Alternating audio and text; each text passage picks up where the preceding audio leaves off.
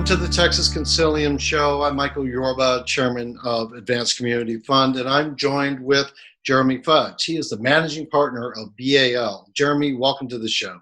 Thank you.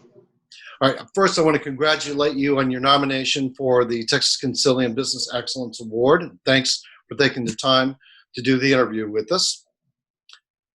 No problem. Jeremy, our objective here is just to let you tell us in your own words about your company, what sets you apart, what's a differentiator, and maybe a couple of words of wisdom about this. So let's start with you telling us about your business, what it does, and how it's different than anybody else. Sure. So BAL, what we do today is we are an immigration law firm. What we do is we assist companies all across the world, actually, in getting their people from one place to another, or in hiring someone locally who needs some kind of work permit, or in keeping someone in a country through permanent residence process or citizenship. So anything involving filing with the government agencies in the different countries of the world to facilitate that benefit for a company's worker. So that's kind of broadly what we do. I think in another sense, what we do it is unique, and it kind of goes to your second point, which is what are we doing in a sense of why are we doing it? And I think that really kind of comes to our mission statement, which is to provide an experience that makes a positive difference in people's lives. And what's great about our mission statement to me is it doesn't talk about immigration, it doesn't talk about law, it just talks about people and making a difference in their lives. So no matter what our people do, we have people in software development, we have our own proprietary technology for what we do, we have people in training, we have people in practice management and knowledge management and all these other areas of the firm. They're impacting people, whether it's people in the firm or people outside the firm. So in that sense, I think what we're trying to do is much larger than the actual what we do versus what are we trying to do in the world. Got it. That's a great answer. Thank you for that. Now, your vision for your business, looking forward, say about 5 years, where do you want your business to be? We are, in most measurements, I think the leading firm in the country or even the world of what we do. In terms of pure size, there's someone that's a little bit larger than us still. So there's still gains to be made, I think, as a business in our market share and those sorts of things of what we do today. But our real vision over the next 5 to 10 years is around how do we broaden that impact that we have. So areas such as quality control, such as customer service, things that we do really, really well right now. Technology is another one of those. How do we expand those even perhaps beyond the current boundaries of our business of being an immigration law firm to being truly able to make an impact in the world, in those areas beyond just the work we do. So I see a future that's full of still expansion. Our Center of Excellence is here in Richardson, Texas. And so in 2 years, we've added about 500 people here. And I see our growth here in Texas and Dallas continuing on that path as we grow out all these other sorts of verticals and product offerings. So it's a bright future in my view. I agree with you 100% on that. Now, what makes your business special? There are other immigration law services out there, and some are single lawyers focusing on immigration. But you're different. What makes you so special and different? I think it all starts and ends in a sense with our culture. Culture is so important in my view. And as you can see from the surroundings a little bit behind me, even we are not the normal law firm. When people think law firm, they're not thinking what this looks like. But it's in response to a couple things, what we physically look like, how we interact, how we actually structure our business. All of those things are unlike any law firm I've ever been associated with or heard of even. And it all revolves around ultimately that idea of culture. So we have a buzzword internally for that, which is One BAL.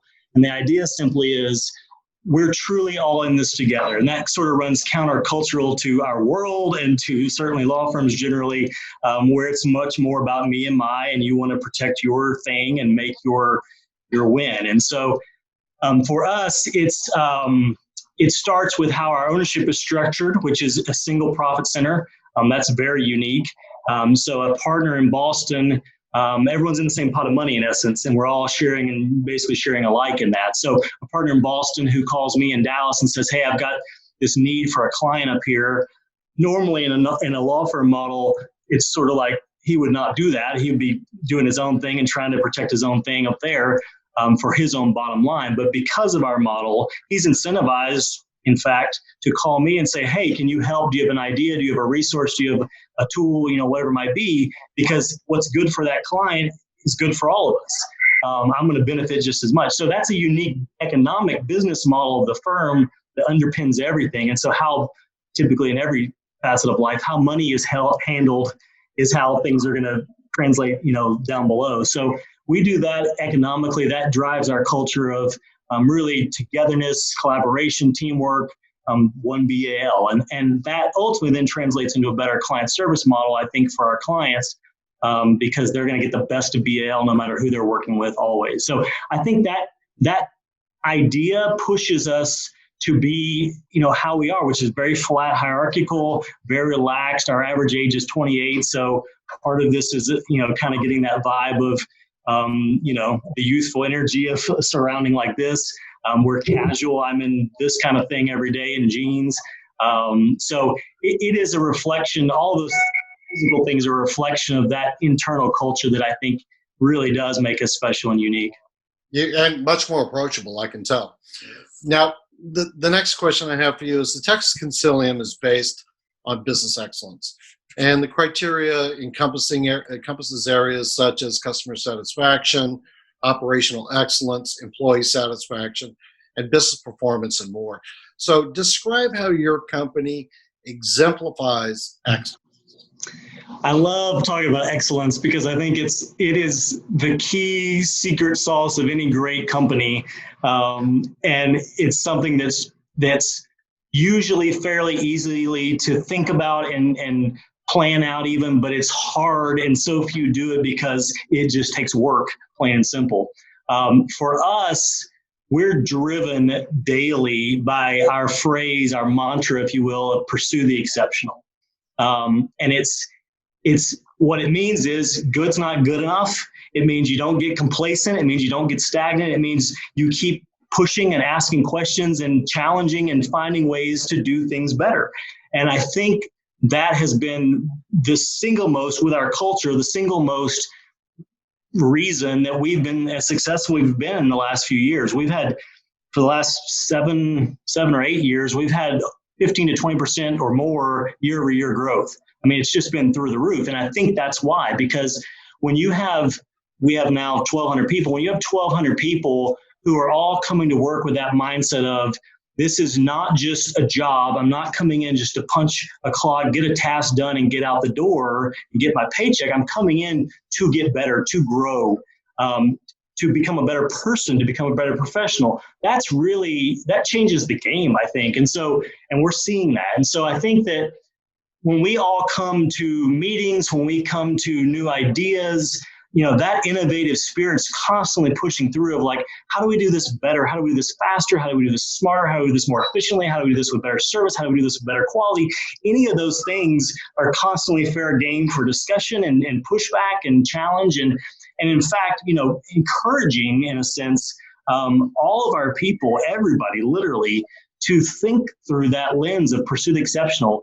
When new hires start, I tell them on day one, in person, pursue the exceptional. This is what it means. And this is what I want you doing. As a person, I want you, how do you get better? Mind, body, spirit. How do you get better? How do you keep improving? How do you wake up each day and say, was I better than yesterday? How do I wake up next year and say, was I better than last year?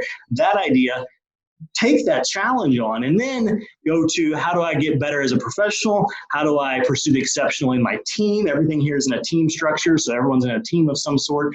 So how do you make the team better and function better? And then ultimately, how do you make the firm better? And that's where I think we really kind of flip things on their head, because I tell everybody that walks through the door on day one, you have something unique to contribute here. Everyone's uniquely created and wired. We're all different strengths and backgrounds and experiences and skills and educations and everything. And that unique combination that you have, Only you can contribute that in the whole world. So here you are at VAL, here's this opportunity. We're flat as can be. You can speak up, you can throw out an idea, you can launch a new initiative and do that, right? What's your unique thing? What can you do better than everyone else in the firm and contribute that even on day one? So it's that a mantra, it's that mindset, I think, that just drives us constantly. It's nice to hear somebody that's got employees that are actually advocates for the brand and not just employees. I get that real strong from you. Yeah. All right. Now, if you were speaking to an audience of Texas business leaders and they want to improve their own business and leadership through business journeys, life journeys, what lessons have you learned that you would like to share most? I mean, I would go back to the first thing I said, which is a lot of people talk about this stuff. A lot of people talk about our employees are our greatest asset. A lot of people talk about, wanting to do great things, but it's hard. And so I think, the biggest thing I've learned in our experience so far, our journey is just, you've got to take those steps. There's a great quote I saw a while back from Warren Buffett, where he's talking to business school guys and he says, you can do exactly what I've done. You can read 500 pages a day of prospectuses and whatever, but I bet you're not going to. And it's that challenge, I think, that is the challenge for other businesses. Are you really committed to what you say? Are you really committed to that? And ultimately, in that sense, and particularly as we look at generations and all this kind of discussion that's out there about that, how do you find actual meaning and purpose in your work? And I think it can be found in anything. There's that great anecdote about the bricklayers, and the first bricklayer says he's building, he's laying bricks. The second bricklayer says he's building a cathedral so people can worship. The third guy says I'm connecting people to God, or whatever the story is. But it's that idea of like anything we do, I think, in life, in the world, we can choose to see an impact in it. We can choose to find meaning and purpose in it. And if we do that, I think we all build better businesses. I think we have a bigger impact in the world as a result. And hopefully that's how we all want to leave a legacy as we do what we're doing. Good answer. Thank you, Jared.